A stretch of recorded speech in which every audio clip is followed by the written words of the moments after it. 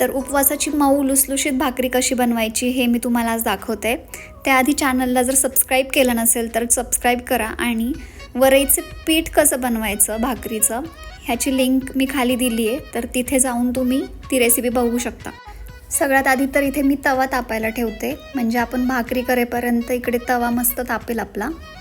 आणि वरईच्या पिठाला चिवटपणा कमी असतो, त्यासाठी आपण इथे गरम पाणी घ्यायचं आहे, म्हणजे एकदम कडक नाही पण तुमच्या हाताला सोसवेल इतकं तरी ते गरम असावं। इथे मी पीठ घेतलं आहे, तर त्यामध्ये मी थोडंसं मीठ टाकते, म्हणजे ती भाकरी आळणी नाही लागत खाताना।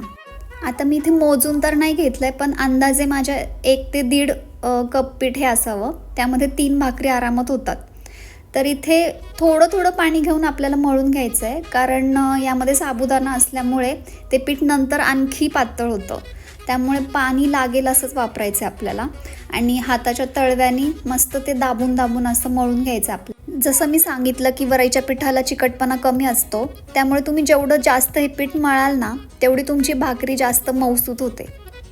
तर इथे मी पीठ मळून घेतलं, एकदम सॉफ्ट असं पीठ मळून झालं आहे माझं। त्याचे गोळे करून घेते आणि मग भाकरीला सुरुवात करूया। पिठाचा एक गोळा घ्यायचा आणि त्याला हातावरच थोडा थापून घ्यायचा, म्हणजे मी जसं दाखवलं ना तुम्हाला त्याप्रमाणे। ताटावर कोरडं पीठ घ्यायचं आणि भाकरी थापायला घ्यायची। तर भाकरी थापताना एक गोष्ट नेहमी लक्षात ठेवायची, ती मधून नाही थापायची, तिच्या कडा थापायच्यात आपल्याला। तर अशी गोल गोल फिरून ती कडेने थापायची, म्हणजे तुमची छान गोल गरगरीत अशी भाकरी तयार होते। तवा तापलेला असेल तर त्यावर आपण भाकरी टाकायची आणि वरतून पाणी लावायचं आहे। आणि जेव्हा ते पाणी तुम्हाला वाटतं की इव्हॅपोरेट व्हायला लागले, म्हणजेच ते थोडंसं कोरडं व्हायला लागले, की ती लगेच पलटी करून घ्यायची आणि दुसऱ्या बाजूनेही चांगली भाजून घ्यायची।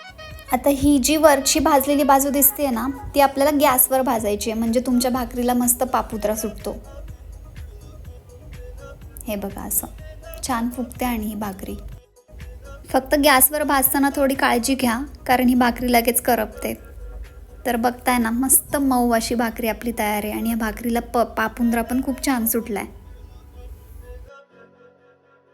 आणि भाकरीसोबत खाण्यासाठी मी आज बनवलाय मस्त झणझणीत असा खरडा, आणि या खरड्याची पण रेसिपी मी उद्या चॅनलवर टाकणार आहे, तर ती बघायची असेल तर चॅनलला सबस्क्राईब नक्की करा। आणि हो, भाकरीची रेसिपी आवडली असेल तर व्हिडिओला लाईक तर कराच, पण कमेंटमध्ये देखील सांगा। थँक्यू।